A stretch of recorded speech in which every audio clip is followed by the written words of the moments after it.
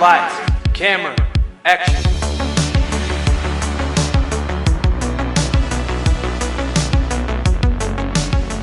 Hey guys, Hey everyone. welcome back to the podcast.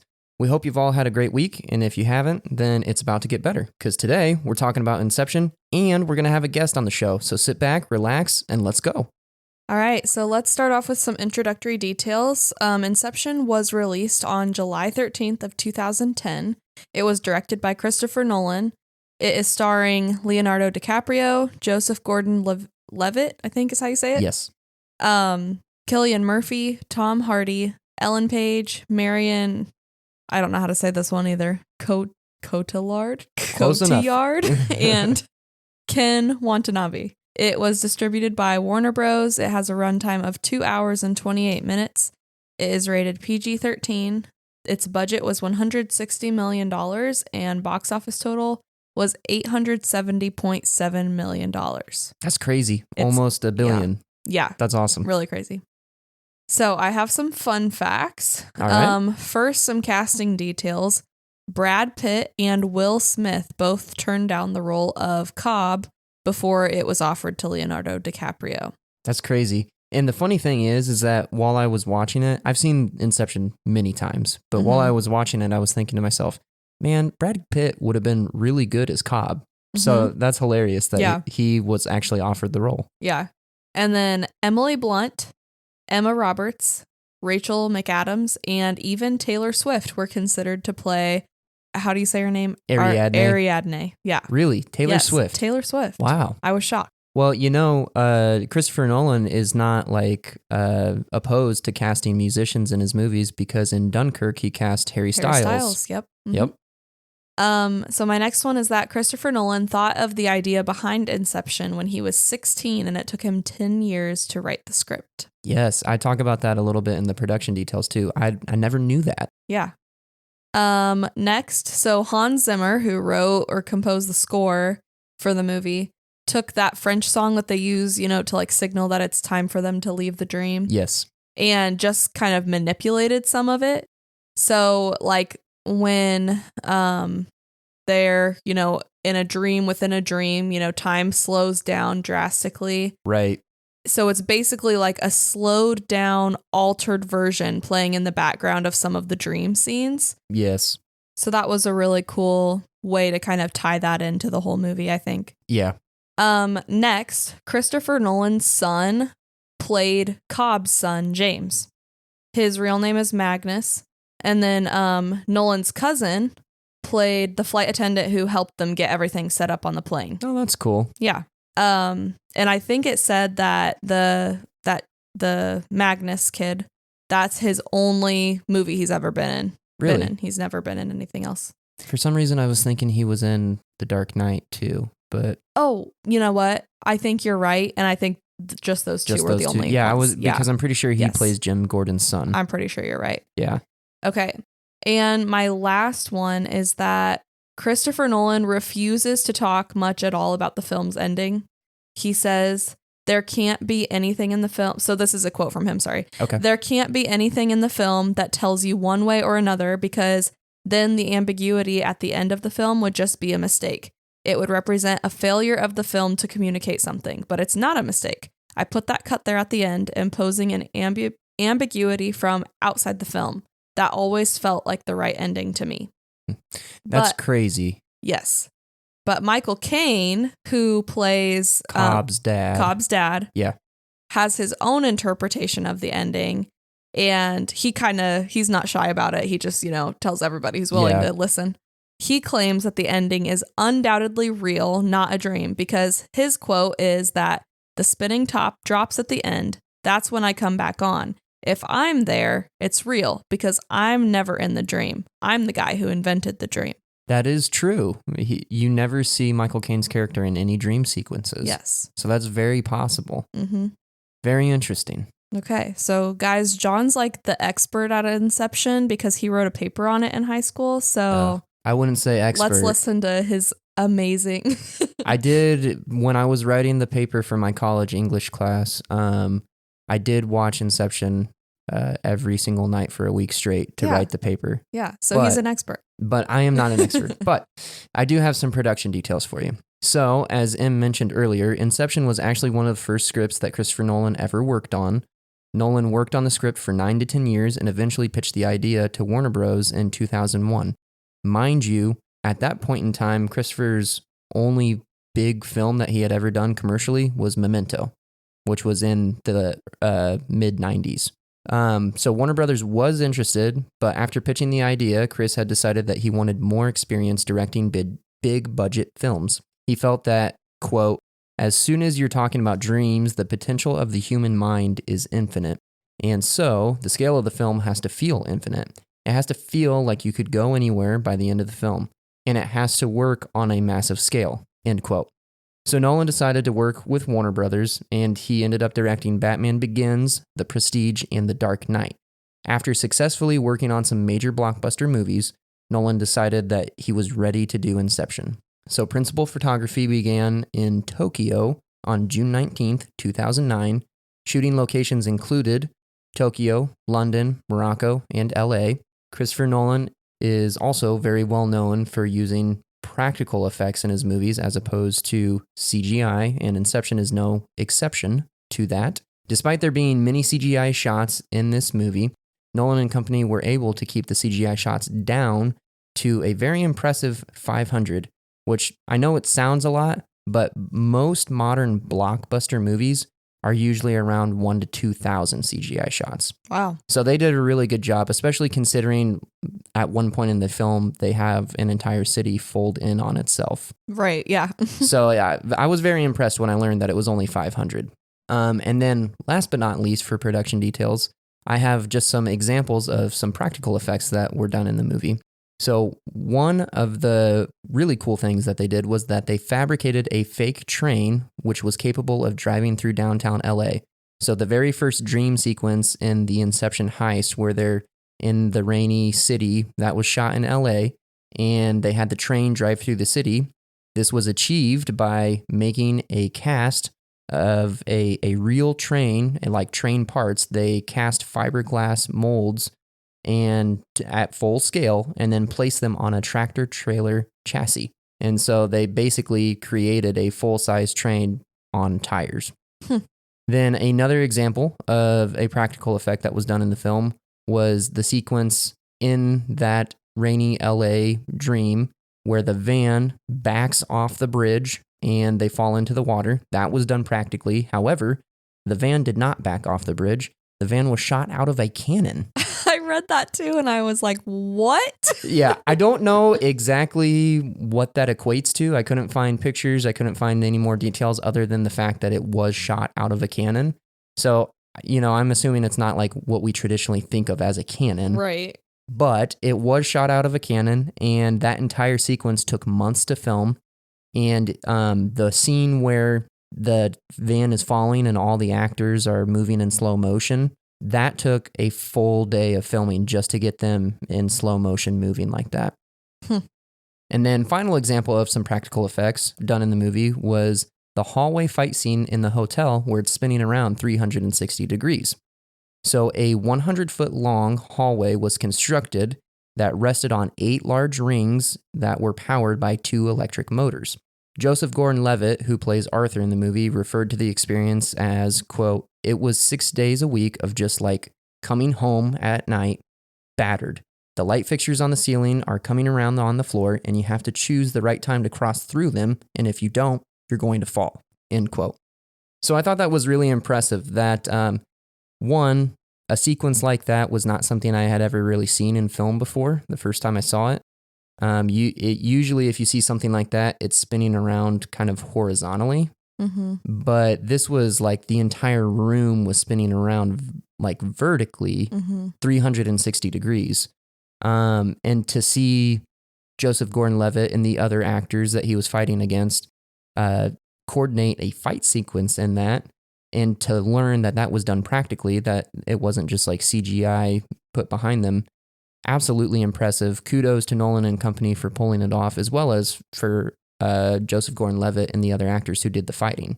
Right. That could not have been easy to be coordinating an actual fight, because I have to imagine that, well, I mean, Joseph kind of said it in the quote, but timing is everything, right? Mm-hmm. I mean, if you misplace your footing, then you could fall on your face. Right. So that's pretty crazy. I have something to add to that. Okay. So I also had I had come across that in my research. And Joseph Gordon-Levitt says that it was like the most fun scene he's ever done, but also the most painful, which, I mean, you kind of spoke to already because he had to be jumping and running into walls constantly. But I found that it took 500 crew members to make this scene possible. Wow, that's insane. Yeah. But extremely impressive. Mm-hmm. And I have to say, every interview that I've listened to Chris talk about his movies, whether it's Oppenheimer or Interstellar or Inception, he's talked about how obviously he loves practical effects, but that in actuality, it's cheaper to do that than to do CGI. Mm-hmm. And then you're able to get an actor's reaction. And most of the time, it looks more believable on camera. Right. So I have a lot of respect for the work he does and what he contributes to cinema. Mm-hmm. But with that, that's all I have for production details. So on a scale of 1 to 100. Hang on. Oh, okay. I had one more thing that I wanted to add. Yeah, let's hear I just didn't say it because I didn't know if you had written it down for yours. Okay. But I was just going to say another thing that they shot for real was the underwater scenes when they're in the van. Yes. They, the actors basically had to hold their breath for 5 minutes at a time with just like the occasional like top off from a scuba tank. But they had to shoot that whole thing for real too. Yes, I actually did see that too. And you actually see that captured in camera a little bit. They decided to include the sharing of the scuba tank between Ariadne and Arthur. Mm-hmm. Yeah. Okay, sorry. No, you're fine. Okay, cool. So let's, on a scale of 1 to 100, how would you rate it? I really do like this movie. I don't know what did I rate Interstellar? I can't remember. We both gave it like a 98 and a half. 98, okay. I still think I like Interstellar more. I agree. But this is really good. I agree. So I'm going to give it a 95. Wow. Maybe That's 94. impressive. 94 or 95. Okay. You're actually giving it a higher rating than I think I'm going to give it. Really? I'm leaning towards 92, 93. Not too much higher. Yeah. But yeah. But I mean, I feel like with all the movies we've done up to this point, we've kind of camped out in the 90s. Yes. To be fair, all of them are our favorite movies. Yeah, most of those movies are really good movies. I think the only movie we've rated below 90 was Jurassic World. At least that I can remember. But yeah, regardless, I would say probably I'm going to give it a 92, I think. Okay. Not for any reason other than I think Interstellar is where, up to this point, Christopher Nolan has peaked. I agree. It's just, I mean, through and through his best movie, and I don't want to compare apples and oranges. Like, they're two different movies, not what I'm arguing here, but I feel like the first time I watched Inception, my mind was absolutely blown to the point where I watched it for a week straight and wrote a paper on it for my English class. And I've seen it many times since then. And I really do like the movie, but going back and watching it, I just felt like Leonardo DiCaprio's performance as Cobb comes off as a little flat to me. Really? Like, yeah. So, honestly, like I feel bad saying that because he does do a good job, but I just felt like Matthew McConaughey's performance in Interstellar, it feels so real. Yeah. Like very, like you feel like he's a farmer who is trapped as a farmer. Yeah. Like I feel like every bit of his performance feels authentic. Not to say that Cobb's or Leonardo DiCaprio's doesn't, but I guess now that I've seen Interstellar and going back and watching it, I have a tendency to kind of compare the two. Yeah, I get that. I will say though, I think Leo does a really good job of the emotional part of the story. His dynamic with Maul throughout the whole movie is really, really strong. He does a really good job of kind of teetering the line of like being brokenhearted, wanting to be reunited with her, but also being like kind of tethered to reality because he still has 2 kids that he loves and wants to see. Right. And I think as far as that goes, that he does a great job for the emotional parts of the story. I think maybe like the active parts feel just a little flat for me. Yeah. I guess I can see that every now and then, but I will say I never would have said that or thought that yeah. unless you had said something. Yeah, I will say I love Cillian Murphy does a great job. Yes. Everything I've ever seen him in, he does a love great him. job. I love him too. One of my favorite actors. Tom Hardy does a great job as Eames. Love him. Yes. Love his dynamic with Joseph Gordon-Levitt's Arthur in this movie. Mm-hmm. I also love Joseph Gordon-Levitt's Arthur. Mm-hmm. I think Eames, Arthur, Fisher are all really, really strong characters, and I really like all the scenes that they're in. And honestly, Sato, I love Sato. Yeah. And he's like, I wouldn't say a bad guy, but like not a good guy. Yeah, well, I mean, he's this mogul who's like intentionally trying to change somebody's like mindset to break up their empire. Right. Like he is intentionally trying to destroy someone's like legacy and heritage so that he can be better off. Right. Like really, honestly, probably not a good guy. And when we're first introduced to him, like the audience, the quote unquote heroes, Arthur and Cobb, are going up against him. So we're kind of from the get-go introduced to him as being like an antagonist. Right. But I love Sato in this. Ken Watanabe does a phenomenal job. Yeah. I think just his character is really powerful in the scenes that he's in, kind of steals the show without having to do a lot. I think he has a strong presence, like his presence kind of demands attention. Right. And he has a really good voice, and I think his part was written well. Yeah, I would agree. Yeah. So, favorite scenes? That's a tough one for me because there are a lot of really good ones. It's hard for me to decide, but I think definitely one of my favorite scenes is when they're on the mountain in the third dream trying for Fisher when they're trying to induce Inception. Mm-hmm. When they're like on the snowy mountain and everything. When Eames is like skiing and being chased by bad guys, that's just a really cool action sequence, which, fun fact, was actually directly inspired. Christopher Nolan has said this by a James Bond. Yep, I was just on about Her to Majesty's service, I think was the one. I think you're right, yeah. Yeah. So super, super cool that he was directly influenced by a James Bond film for that. By the way, unrelated but semi-related, Christopher Nolan has publicly said within the last few months that he would love to direct James Bond.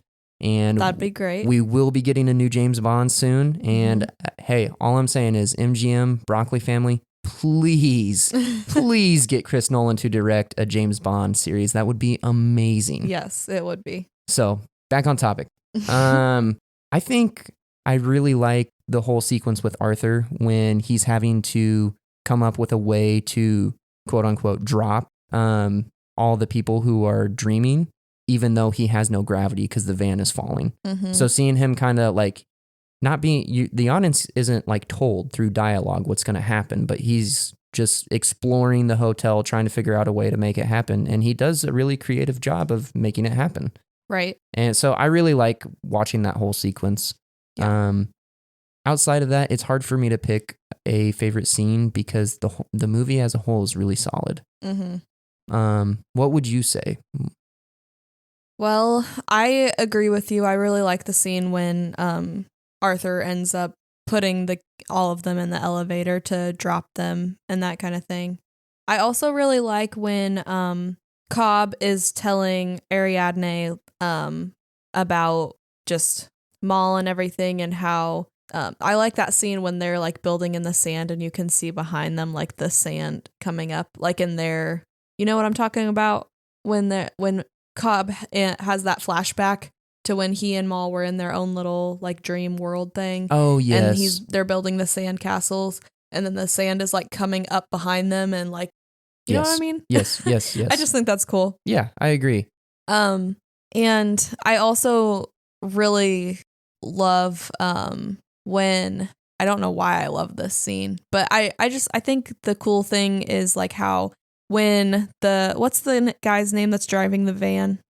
I can't remember his character's I can't name. remember either. I just think that it's cool that like everything that he did affected the dream worlds of Arthur's dream and then Eames's dream. I agree. And I just I really like in the bar scene when Cobb is telling Killian's character Fisher you know that he's here to protect him and that kind of thing. I really like how Cobb is just like really putting it on thick, you know. He's Right. like he's doing Trying a to really sell him great and job of convince him. convincing Right. him.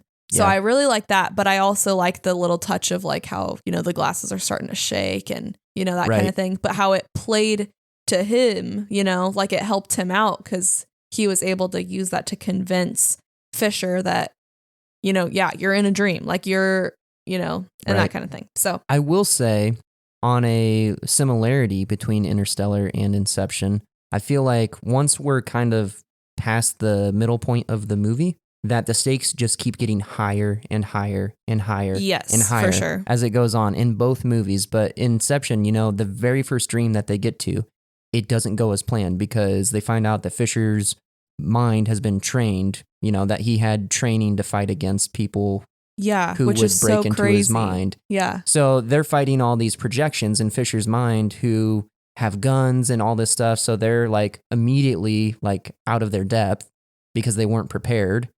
And then Sato actually ends up getting shot. Yeah. And they basically said like, hey, because we have a sedative, because they typically don't use sedatives when they're doing Inception. They just like use sleeping medicine or whatever. But because of the added sedative, then if he dies in a dream, he's going to go into limbo, whereas you normally would just wake up. Right. So stakes immediately get higher. Yes. Then they go into the next dream. Well, things start not going as planned because Fisher's projections are kind of working against Cobb again. He has to kill a few of them, but it works out in his favor because it earns Fisher's trust. But then they end up losing gravity because of the van going off the bridge, and they actually ended up missing the kick altogether. They ran out of time. Right. But they said, you know what, go to the next level. It'll buy you more time and I'll figure it out for the next kick, is basically what Arthur says. And so he has to come up with a way how to figure it out. Then they go to the next level, and then that doesn't go as planned. Sato essentially, well, he does. He dies in the dream. And so Leo, Fisher dies too. Fisher and Sato die. So Cobb and Ariadne decide to go down into limbo to get them back. And then that doesn't go as planned because they run out of time for the kick. So Ariadne takes Fisher, gets back up to the surface, but Cobb stays behind. It's just like this continual building of suspense and intensity, and the stakes always feel present. Right. That's what I appreciate about this. That's what I appreciate about Interstellar, that I'm not passively watching. You know, that can happen in movies sometimes because you're just kind of turning your brain off. You like the action, but you don't really buy into the story. This doesn't feel like that. Yeah. I love movies that are like high stakes and they make you think. I agree. And this is definitely one of those. I mean, you have to be paying attention to watch this movie. For sure. Yeah. And I don't know. I go back and forth because part of me wishes I would rate it higher. But I'm trying to rate it based off of a gut feeling when we watched it in preparation for the podcast. And I just did not feel the same way I did the first handful of times that I watched it. Yeah. And I honestly attribute that to Interstellar. It's just, I feel like that movie is so good that it makes Inception not quite as good as it used to be for me. Yeah. I agree. Okay. Well, are there any other scenes you want to touch on or any other facts or anything? I don't think so. Okay. Well, I think I'm good too. So with that, I think it's time that we introduce our guest. So in the studio today, we have a longtime friend. Emily and I have known him for many, many years. He's actually best friends with my brother for a long time. They lived together in an apartment, and I have a lot of fond memories of those times. But today in the studio, we've got Dave Tillett, who has done loads and loads of videography, YouTube shorts, some movies, the cinematography work that he's done. So we're really excited to have him on the show today. So Dave, thank you for joining us. Thanks for having me. Yeah, long time listener, first time guest. All right, Dave. So first question we ask all our guests is, how would you rate Inception on a scale of 1 to 100? And I will tell you that Emily rated it at a 94, correct? Yes. Emily rated it at a 94, and I rated it at a 92 and a half. 92 and a half, 94. All right. Well, it's a big scale. I would rank it about 94, 95. I'm going to say about 95. Okay. So, And why would you give it that rating? so I'm going to base that rating off like my first few times watching it. And also, leave room for, it's not the best movie he's ever done or out there, but it's up there. Yeah. So, Yeah. Okay. I agree 100%. We actually talked earlier in the episode about how Interstellar kind of ruined Inception for me. Because in Inception, the first time I saw it, blew my mind. Like, same. Yeah. Yeah, I'm like, what? Like, yeah, it was crazy. And then from there, I watched it many, many times. And then I saw Interstellar and I was like, this is Chris Nolan's best work. yes, I agree. Yeah, that one's definitely that. When I watched Interstellar, I was like, this is awesome. Like, Yeah. I always enjoy all his movies. And so, yeah, when I watched Inception after that one, I was just kind of like, yeah, Interstellar's a lot better. So, Yeah. But I also kind of credit that to, like, my personal view is like the soundtrack. Yes. I don't know what it is, Yes. but that music in Interstellar with everything that's happening, just spot on. I could not agree more.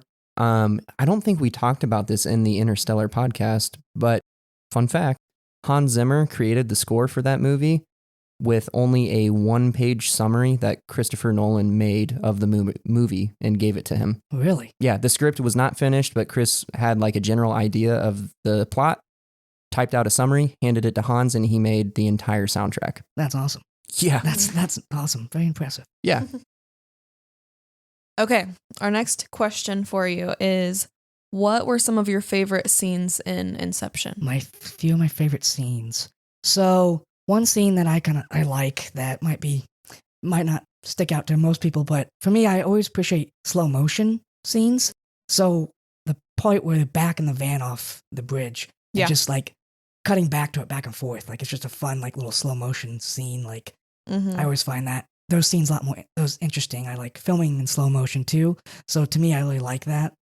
I also enjoyed when the train bust into the scene. Yes. Because you're just not expecting that whatsoever. Like, you're trying to figure out like what's going on because the characters are confused because it's raining. It's not what they're expecting. And the next thing you know, the audience is bam, there's a train.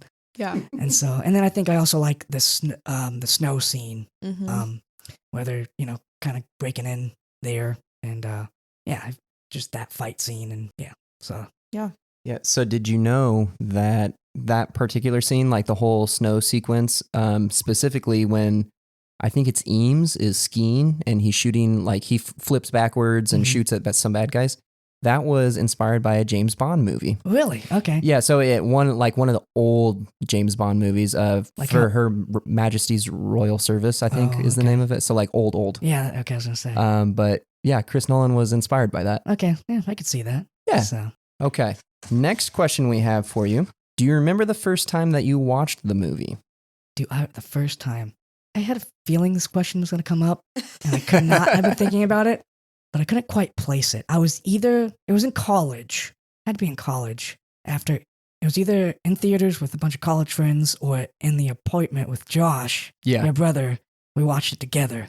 Yeah, so I'm pretty sure because I told Josh that you were going to be on the podcast this week, and he was really excited. He's like, "Oh, I remember the first time you watched it. I think it was at the apartment." Okay, it seems right because I think I remember the theater experience with that movie, but I also like talking about it with the roommates at some point, right? Like dream within a dream, like what's going on? Yeah. Do you remember the Michael Scott quote? I don't know. Give him the first part. I saw Inception this summer. Oh, yeah, Michael Scott. Yes. Oh, no. Or did I dream it or something like that? Yeah, he's like, or at least I dreamt I did. Oh, yes. Or at least I dreamt I did. Yes. Yeah, Josh said after you saw the movie, you quoted that all the time. That sounds about right. Yep. Oh, man. Yeah. All right. So I don't know if you remember, but what were your first impressions of the movie? First impressions. I mean, you kind of touched on it a little bit, but like the first time you watched it, what were your first impressions? So I remember being very impressed and very like enjoying my movie watching experience. partly due to the fact that like I did not pay attention to any trailers. Something I do when I watch videos. Okay. I don't like to watch the movie trailers because it gives me an idea of what's happening. Yeah. So I remember not knowing anything about the movie, and I didn't even know much about Christopher Nolan either. Yeah. And so, but I heard good things about the movie, so I was like, all right, let's watch it. And so, but yeah, I just remember being very like drawn into the story right away because like the opening scene, very much like starting at the end of the movie. Right. Which is also another quote that we would quote in the apartment quite a bit, from another movie, where he's talking about, like, I like to tell a story, but when I do, I like to start at the end. At the end. And then go back and forth periodically telling the story in the middle. Yes. Anyway. But, so, and they did that, and it gets you going right away, like very invested. Like, what's going on here? Like, there's already a mystery happening in the first, 30 seconds of the movie. Yeah. And so I remember... Yeah, just really getting drawn in right away with the movie and just enjoying it because it makes you very original. To me, it was very like not your typical story being told because what they were doing in the movie, going into dreams. But then it also had the action. So the storyline was there and was there, and then the action also drew me in. I enjoyed different fight scenes and shooting and surviving and whatnot. Yeah, I think as far as concepts go. There's nothing else like this. Yeah, I agree. I wanted to call it like an original. I feel like he always has like original like concepts, I guess, or an idea. Like it's not necessarily an original idea, but like he'll take this really hard concept and put it into a movie. Especially like Interstellar, with time travel. Yes. And then like this jumping into dreams and someone's subconscious. Like, and if someone were to describe it to you, you'd be like, that sounds kind of like a lame movie. It's like, so this guy's just getting in this guy's dream. Like, but then like as they tell it, they do such a good job of like, I feel like Christopher Nolan does a good job of just telling, doing his research on like dreams. Yes. Or like time travel.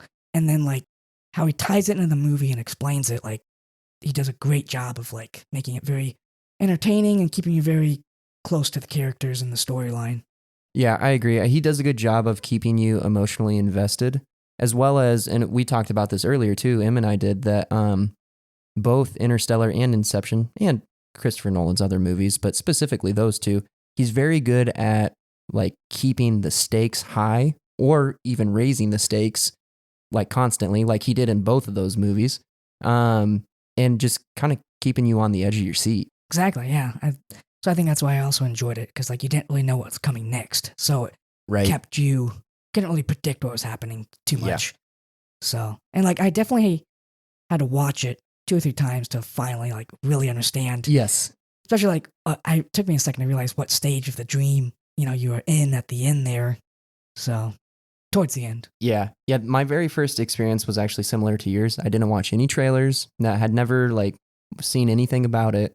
I was writing a paper for high school, or it was college English, and they gave us a topic. I don't remember what it was, and so I Googled things that were related to that topic, and Inception came up.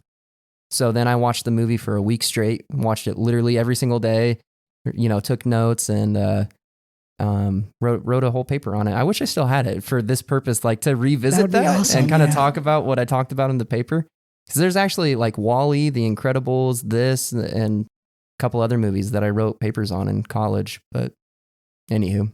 I have a question that I didn't write down, but I want to know your answer.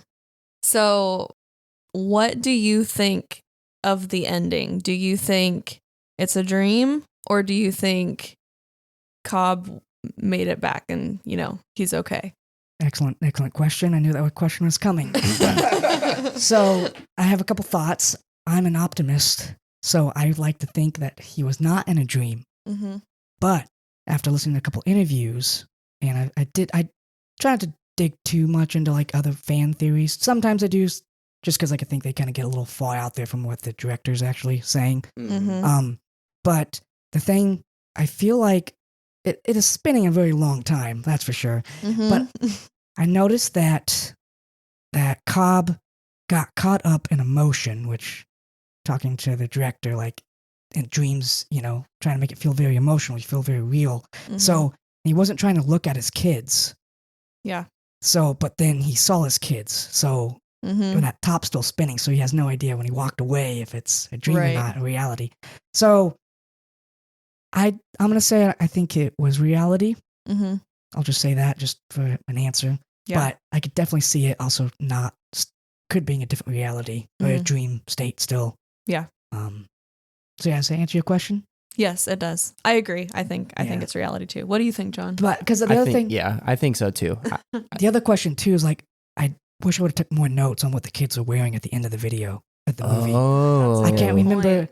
Yeah. because they look about the same height. Right. So, and I Yeah. don't, and you also don't know the time frame of how long he hasn't been able to see them. Right. Yeah. Mhm. Yeah, that's a great point because if they're wearing the exact same clothes, I mean, they were in the exact same place, like in the backyard, like Mhm. kind of squatted down, Yeah, playing, which is why I think a lot of people will say like, oh, like it It's the was just same. a dream. but the table too. The table was different though. The table had stuff on it, but True. and earlier in the movie, like the table was pretty cleared off. Well, and one thing we noticed that we touched on earlier is that Michael Caine is not in any dream sequences.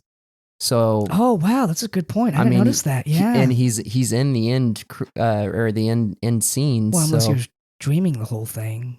But Right. anyway, Yeah. Okay, cool. Well, I think that sums up some of our general questions. Now we have some specific trivia for you. all right. Well, I don't do good with tests. Okay. So the first question is, how did Sato know that he was still dreaming at the beginning of the movie when Cobb and Arthur tried to question him in his private apartment? Carpet. Yes, correct. He's like, got a little lecture of like, I always hated this carpet, the way Uh-huh. it's. Yep. So this means we're still dreaming. Yes, you're doing great so far. Okay, next one.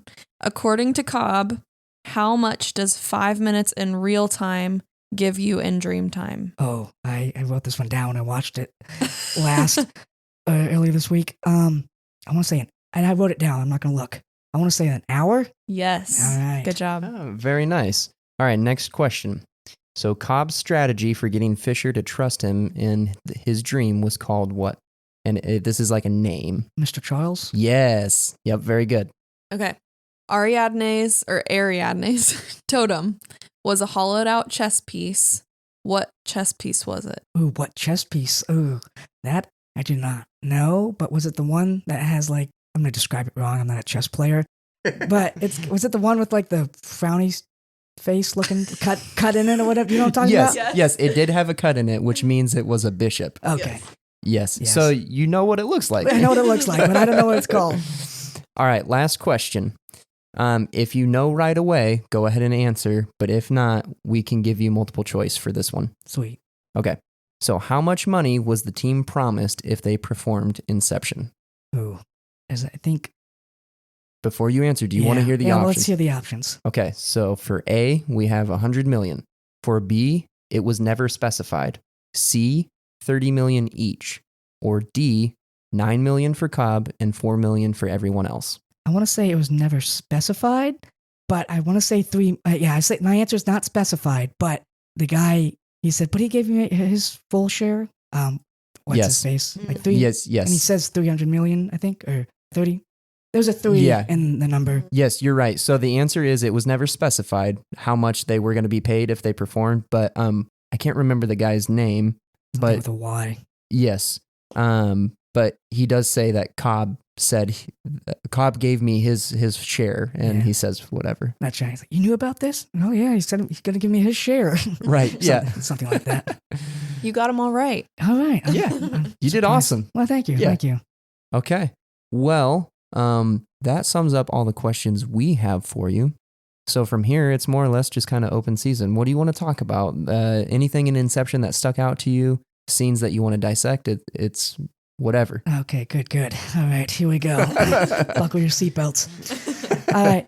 So watching it earlier this week, I noticed a line that I didn't notice before at the beginning of the movie Okay. when they're getting out of the first. Well, they're on the train after they're trying to run away from Sato. Yes. Cobb says, "I don't like trains." As they're like discussing plans, and he's like, Oh, He's like, really? "What are we gonna do?" He's like, "We're gonna run or get off at the next stop and something." And he goes, "I don't like trains." Is one of the You're right. And I was like, dang, I know why he says that now. Yeah, I never noticed that, but I remember him saying that now that you say that. That's wild. It makes perfect sense. Yeah, I agree. I was like, dang, yeah. Yeah. So, and then, let me think here for a second. I might be all over the place. That's okay. No worries. That's I mean, Because I feel like there's a lot of quotes. yes. I kind of wrote down, but one, can't quote the whole thing, but they say it at the beginning of the movie, at the end scene, where take a leap of faith. You hear them say that multiple times throughout the movie. Yes. Yep. When they go to rescue Sato. Yes. Yep. And he kind of, Cobb has like, almost like it rehearsed that he does back and forth with Maul. Yeah. Yeah. Yep. Exactly. And then, the other thing I think I liked about the movie, like from like watching it and like realizing things, is when he is training, how do you say, Ariana? Ariadne. Yeah, training her. They're sitting at the cafe, and he's like, "It's strange how, like, when you're in a dream, you don't realize how you got to that point." Yeah. And like when they said that, I was like, "Oh my gosh, that's so true!" Like I'm always like, I never realize where I am in my dreams. Yeah. And like, so I really appreciated those moments where it's like, that's so true. Like when I'm dreaming. Yeah. Yeah. That's hilarious, but it's very relatable. Yes. What else? Going off of that scene, there was something I wanted to say earlier and I forgot to. So I'm glad you brought it up. So they actually, wherever they were filming, I can't remember where it was, they weren't allowed to use like explosives for when like, they realize or she realizes she's in a dream and everything starts going everywhere. And so they had to use like air cannons or something instead. Okay. And John might know more about it. He's nodding over here, but yeah, it was, I forget now, but it was like high pressurized tanks of hydrogen or something like that. Like probably wasn't hydrogen. I don't remembe, but or nitrogen. Yeah. I think it was nitrogen. Okay, there you go. It's high pressurized tanks of nitrogen. And when I read that, I was like, this is so stupid. Like the local government won't let you use explosives on a closed set by professionals, but they'll let you use, high pressurized tanks that if dropped would also explode, is like being in the medical field previously. I dealt with high pressurized oxygen tanks and stuff like that all the time. Like there's loads of regulations that have to be followed because they will explode. For sure. Yeah. Yeah. Okay. Huh. That's interesting. So sorry, that was kind of no, off that's good. topic. I'm glad you brought that up. Yeah, because I also thought it was interesting too. Like he did. I know Nolan doesn't like to use a lot of CGI. So he was kind of like, he captured everything he could, I guess, in the camera, and then he could add the CGI to like tell that part of the story or what he needed to get done. Like the one with when she is name again, Ariadne. Yeah, when she's figuring out like how to like kind of like right.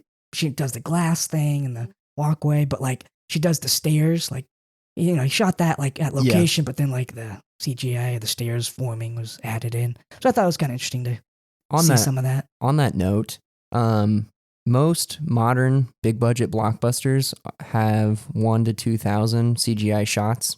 Knowing that Nolan isn't a big fan, how many would you guess are in this movie?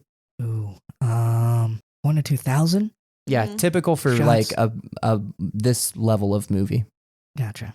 I'm gonna have a hard time guessing this because I was gonna bring up another question. I was like, how do you define a scene? When's a scene? But like when you said, what's your favorite scene? Right. Like, yeah. What? Like I told you my favorite scene, but was it like that one little section that the camera flipped to, or was it like the whole bit? That whole bit of them, like in the snow mountains.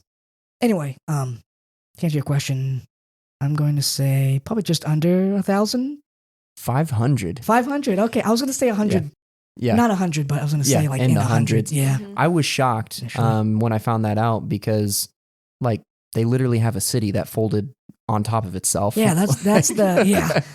But he did a lot practically, and it looks awesome in the final product. Yeah, did great with it. I also want to share another favorite quote of mine is when they're just entered the first dream of can't think of his name, Fisher's. They're just got into the warehouse and they're getting ready to leave the warehouse and he's trying to shoot his way out, and Eames Tom Hardy's character comes out. It's like, you mustn't be afraid to dream a little bigger, darling. With a grenade launcher. Yes, yeah.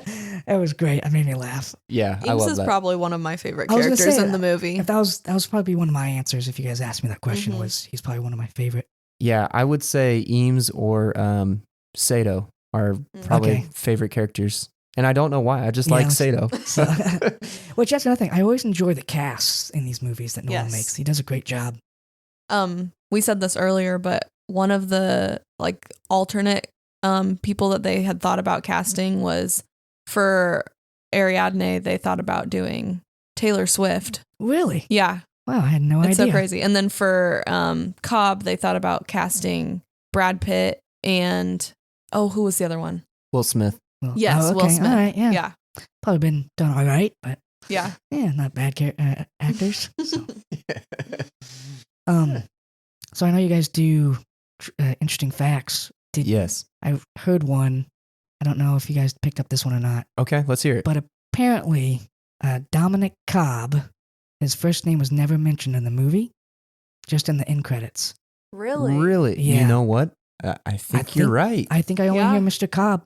I didn't know that. Yeah. That's really interesting. Well, even Michael Caine's character, who's supposed to be his father, I feel like I calls him Cobb. Yeah, I was going to say. Yeah. Which, by that logic, if it's his father, unless he's like assumed a new identity because he fled the country or fled, would have the same last name. Right? Yeah. Exactly. So, yeah. Yeah, that's crazy. It is interesting how. So, but I did hear that, so who knows how. No, I think it's true. I don't think anybody says Dom or Dominic. Yeah, I never hear that name. Yeah, I just hear Cobb. Yeah. Yeah, if anybody does, I would have to guess that it'd probably be Maul that would say like Dom. Okay, that's a good point. But I don't think anybody does. Yeah, you don't really ever hear. Yeah, a lot of people say his name. Yeah. Like with her anyway in that scene. Yeah. Those scenes. Yeah. Which is also kind of interesting because one of the quotes in the movie was like, "You notice how much Cobb tells us not to do something, but he actually does it." Yeah. Like, Yep, very true. Mm-hmm. Yeah. Which is also interesting. I'll try to make sense of this as best I can, but like they have a plan going into these dreams, and for the most part, from what I know, from like when you're watching the movie, it sounds like everything they've done up to this point has not worked out. Like I don't know if they've had a successful mission, you know. Actually, that's true. I didn't think about that until now, but every dream sequence that they do does not go as planned. Even when Cobb is training Ariadne, Maul shows up and like kills her. Yeah. I don't think they had like one quote unquote successful dream sequence. And so like I got thinking about that because they took their time planning out the dream. They had the architect planning it out, got it all planned out, and some people know what the plan was. But like as they get in the dreams, it doesn't really go to plan. Because the train, obviously because the train and Maul, jump in there randomly. But there's certain things too, like how they improvise, like with go to the next dream and they're like, all right, we're going to run with Mr. Charles. It's like, right. I guess they didn't necessarily have a very good plan for the second dream because they jumped into somebody else's mind and like they had to like, as soon as they got in the first dream, things started going wrong. I feel like they had to improvise the whole way through to get them to get to that positive reaction. Mm-hmm. Yeah, well, and I think Nolan used that really effectively to continue raising the stakes too, because it's like from the get-go, it went wrong and continued to go wrong. Yeah, so that's it definitely kind of keeps you engaged. Like, a plan never going accordingly, a plan never going according to plan. I can't speak. Very similar to like when Matt Damon shows up in Interstellar, right? Who I don't know that has really ever played a villain in a movie. So the audience is, conditioned to awesome. Great, here's Matt Damon. And then he tries to kill him. He tries to kill Matthew McConaughey. I was like, whoa. Right, yeah. Yeah, just the stakes, the plot, the twist, everything. He's always keeping you on the edge. Mm-hmm. Yeah, I appreciate that. Cool, man. Well, is there anything else you want to touch on? I think that's about it. Okay. Yeah. Awesome. Oh, I will. Yeah, that's it. I got nothing else to add now. I said it all.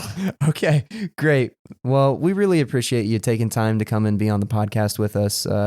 We appreciate, the support, and we know that you've been listening and that you also share passion for movies like we do, especially since you've made some yourself. And, you do lots of video work. So we appreciate you. Well, thanks. Thanks for having me. I'm enjoying the podcast, so keep it up. Awesome. Well, thanks, Dave. And maybe we'll have to have you back on the show sometime. Sounds good. All right. Thank you. Well, I think that wraps up this week's podcast. Thank you guys so much for tuning in and listening through. Next week, we are going to be covering A Beautiful Day in the Neighborhood, which sadly is not streaming anywhere. So if you are wanting to watch it ahead of time, you will have to rent it. But in my opinion, it's worth it. Mr. Rogers. Yeah, he's great. Yeah. It's a great movie. So we are excited to see you next week. Thanks again for listening. See you guys. Bye.